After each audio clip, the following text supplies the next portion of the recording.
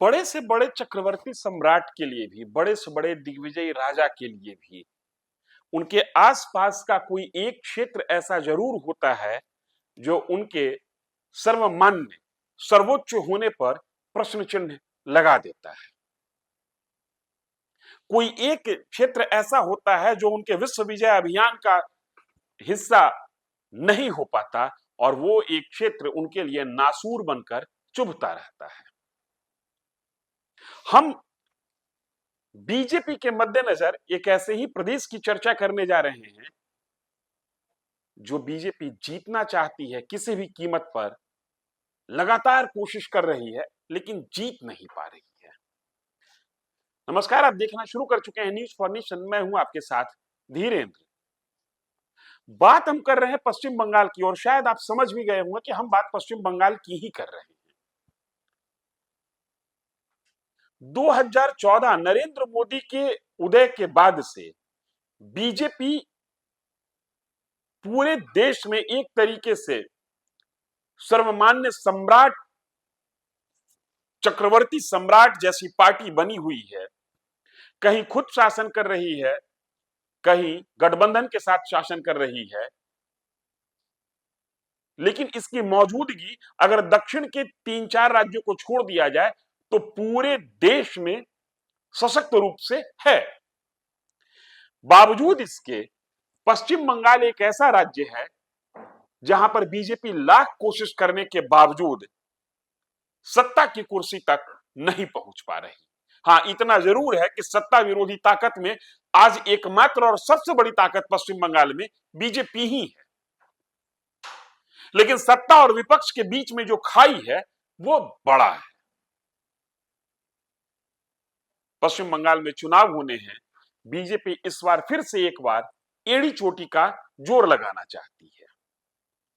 तमाम तरीके के हथकंडे अपनाए जा रहे हैं। जिन हथकंडों को, जिन तंत्र को विपक्ष शासकीय तंत्र कहता है कि ये शासन का हिस्सा है और ये जब भी एक्टिव होता है तो बीजेपी या एनडीए के फेवर में एक्टिव होता है, उनका भी उपयोग और उनकी भी भूमिका देखी जा रही है। वो बीजेपी के हित में कर रहे हैं या न्याय के हित में कर रहे हैं, ये एक अलग विमर्श का विषय है, लेकिन उनकी भूमिका है, इससे कोई इनकार नहीं कर सकता। लेकिन बीजेपी इस बार जो पश्चिम बंगाल में प्रयोग करने की कोशिश कर रही है वो पश्चिम बंगाल की राजनीति में इसके पहले नहीं हुआ है और पश्चिम बंगाल की राजनीति उस धुरी पर चलती भी नहीं है। एक लंबे समय तक पश्चिम बंगाल की राजनीति साम्यवादी, समाजवादी वर्सेस पूंजीवाद के बीच चलती रही और 1977 से कांग्रेस को रिप्लेस करने के बाद, कांग्रेस को हटाने के बाद बंगाल की राजनीति समाजवादी और साम्यवादी विचारधारा के बीच संघर्ष करती रही। ममता बनर्जी के आविर्भाव के बाद से, 2011 के बाद से बंगाल की राजनीति से साम्यवादी भी गायब हो गए और समाजवादी जो नारा है वो ममता बनर्जी ने पकड़ लिया। लिहाजा वहां पर बीजेपी ने दस्तक दी दक्षिणपंथी विचारधारा को लेकर।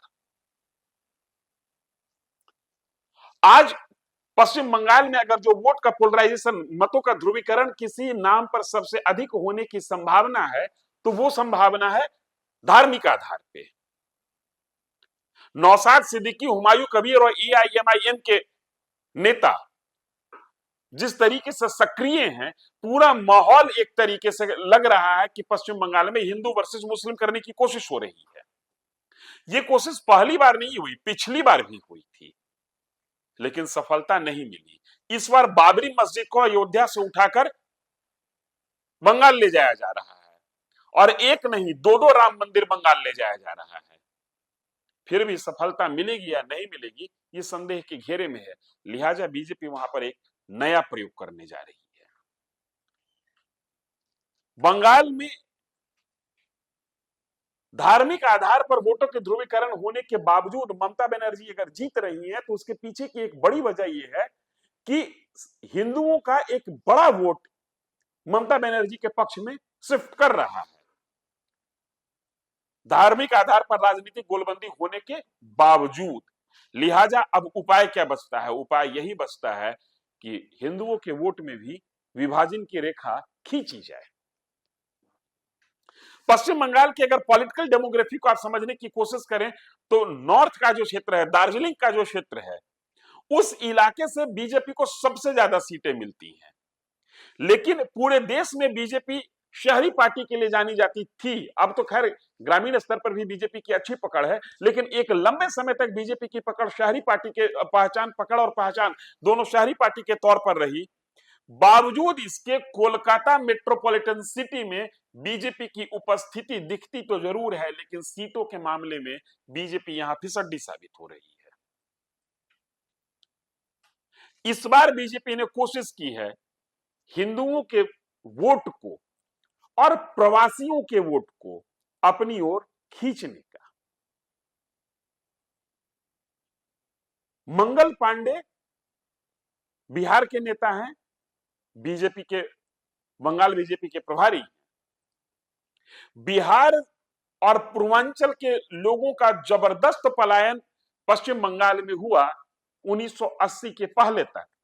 अब वहां पर ये लोग एक तरीके से अस्थायी हो चुके हैं, लिहाजा उनके बीच में बिहारी और पूर्वांचली भावना को जगाकर अगर उनका सॉफ्ट कॉर्नर ममता बनर्जी के साथ है तो उसको अपने पक्ष में लाने की कोशिश हो रही है। मंगल पांडे ब्राह्मण जाति से हैं और आज से ही लोकसभा का बजट सत्र चल रहा है, इस समय से ही बीजेपी ने इस पर काम करना शुरू कर दिया और देवेश मिश्रा और जीवेश मिश्रा को भी पश्चिम बंगाल में ड्यूटी पर लगाया जा रहा है। इनके जिम्मे होगा कि बिहार के जो इनके स्वजातीय लोग हैं उनके वोटों को ट्रांसफर कराया जाए। कायस्थ वोट बैंक में जबरदस्त सेंधमारी की उम्मीद बीजेपी कर रही है और बंगाल में कायस्थ वोट बैंक एक बड़ा वोट बैंक है। बंगाल के कथित सवर्ण समाज में सबसे बड़ी आबादी कायस्थों की है, इसके बाद ब्राह्मणों की आबादी आती है। ब्राह्मण जिस वर्ग से ममता बनर्जी आती है, जिस जाति से ममता बनर्जी आती है, और जिस दिन नितिन नवीन की ताजपोशी बीजेपी के राष्ट्रीय अध्यक्ष के तौर पर हुई उस दिन ही यह बात लगभग स्पष्ट था कि बीजेपी के निशाने पर पश्चिम बंगाल है, जहां पर कायस्थ वोट बैंक को अपनी ओर लुभाना नितिन नवीन के नाम से आसान होगा। निकी हेम्ब्रम की ड्यूटी वहां लगाई जा रही है आदिवासी मतदाताओं को बीजेपी के साथ जोड़ने के लिए, और संगठन के भी कुछ एक दिग्गज को बिहार से पश्चिम बंगाल भेजने की तैयारी हो रही है, जिसमें संजय प्रमुख और राजेश वर्मा का नाम आगे है। संजय मयूख और राजेश वर्मा दोनों कायस्थ जाति से आते हैं और बंगाल का अस्थाई जो हिंदू समाज है उसमें कायस्थों की अच्छी खासी आबादी है। लिहाजा जो प्रयोग आज तक पश्चिम बंगाल की राजनीति में नहीं हुआ, जो प्रयोग बिहार और उत्तर प्रदेश की राजनीति में सर्वाधिक होता रहा, अब उस प्रयोग के आश्रय बंगाल फतह की रणनीति बनाने और बिछाने में लगी हुई है भाजपा। हम पार्टी दर पार्टी की रणनीति को समझने की कोशिश कर रहे हैं और जैसे ही कुछ बातें स्पष्ट होते रहती हैं हम आपके साथ साझा करते रहते हैं। आगे भी कोई जानकारी मिलेगी निश्चित तौर पर आपके साथ साझा करेंगे। बने रहिए न्यूज़ फॉर नेशन के साथ। धन्यवाद।